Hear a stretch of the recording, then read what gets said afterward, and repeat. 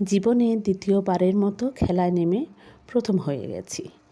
৩১ জানুয়ারি ছিল আমাদের ডিপার্টমেন্ট দর্শনের অ্যালুমনাই অ্যাসোসিয়েশনের মিলন মেলা।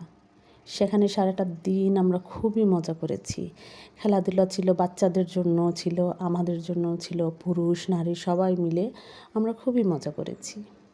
সেখানে মহিলাদের জন্য ছিল পিলো পাসিং খেলাটা। আমি এমনিতেই খেলায় অংশ নিছি, কারণ আমি জিতবো সেই মন মানসিকতা নিয়ে খেলায় নামিনি। প্রায় ৬০-৬৫ জন আমরা মহিলা ছিলাম, সেখান থেকে আমি প্রথম হয়ে গেছি।